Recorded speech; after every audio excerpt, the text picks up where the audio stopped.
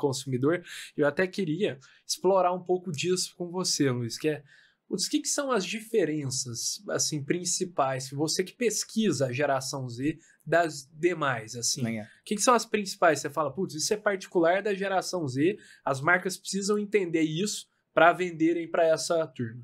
Muito do trabalho da Trop sempre foi colocar a geração Z num lugar de a gente precisa desmistificar toda essa comunidade. Por quê?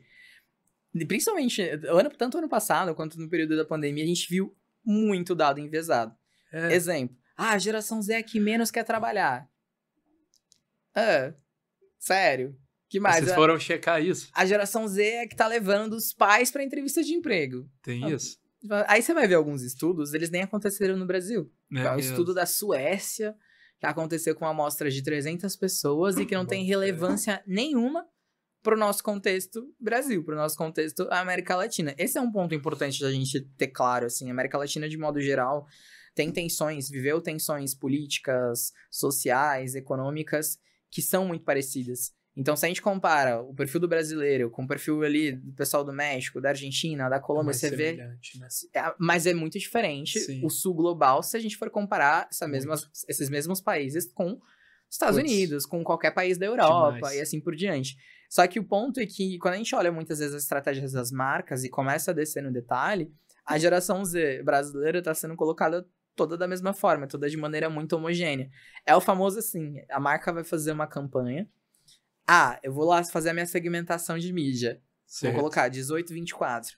Minha parte eu fiz, estou falando com a geração Z. Não, pô, seria lindo, se seria fosse muito fácil assim, né?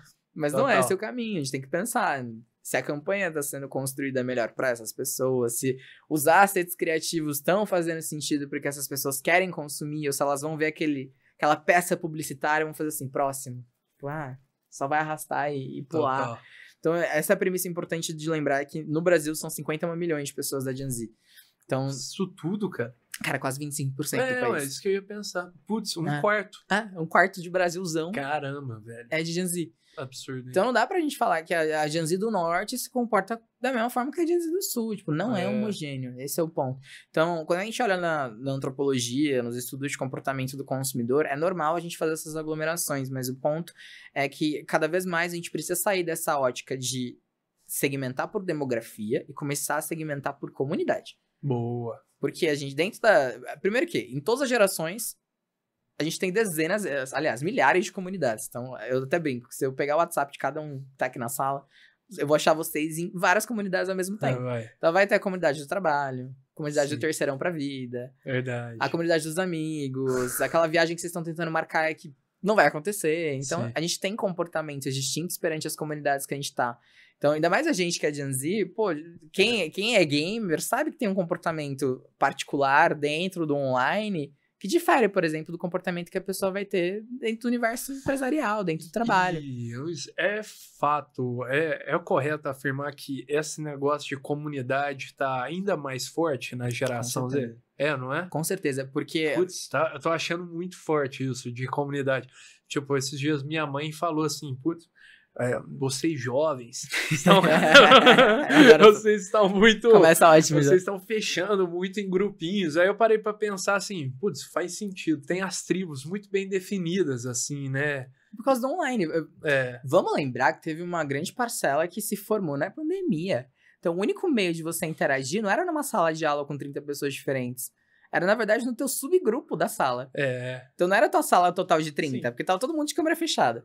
Então, era você e mais 3, 4 amigos, que era sobre vocês, era sobre o grupo que vocês formaram, e não sobre a sala de aula com tanta gente diferente. Total. Então, já mexe muito da nossa própria formação enquanto ser pensante, no nosso comportamento, naquilo que a gente vai querer ter também como prioridade. Mas o ponto que você falou, e que eu acho importante também trazer, o conceito, né, de comunidade, que são pessoas que partilham de mesmas referências em comum.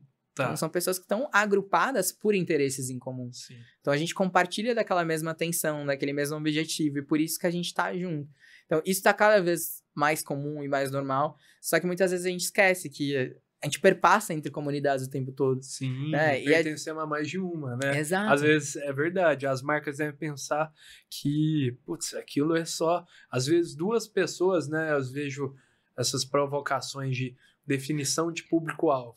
Às vezes, duas pessoas, mesma idade, mesma classe social, mesmo sexo, mesmo tudo assim, duas comunidades 100% distintas, né? E às vezes você vai fazer uma campanha para esse público-alvo, tá completamente errado, né? Porque, putz, tem tantas particularidades, né, disso de comunidade, que o trabalho eu acho que é continuamente entender o que define cada uma delas e como chegar nelas, né? Exatamente. Mas é isso, muitas empresas ainda esquecem um pouco desse lugar e vão só para a segmentação demográfica que é mais comum dentro da mídia tradicional, né? Só que daí a gente acaba não atingindo as pessoas que a gente quer, e quando a gente atinge de forma estereotipada. Então é bem aquela vibe do, eu vou falar com o gamer. Aí vai fazer uma campanha pensada no gamer. Aí bota o quarto cheio de LED, o fone verde, o teclado colorido, e esse é o perfil do gamer. Tipo, não, pô, o gamer é o cara também que tá jogando Candy Crush, sabe? É a minha mãe, que tem 60 anos e que também tem joguinhos instalados, e vez ou outra tá ali no consultório esperando e tá jogando algo. Verdade. Então a gente tem que olhar de uma forma um pouco mais ampla e pensar nesse conceito de comunidade para ter estratégia mais assertiva para esses novos públicos. Legal. Muito importante o trabalho da Trop, do que vocês fazem, que é compreender tudo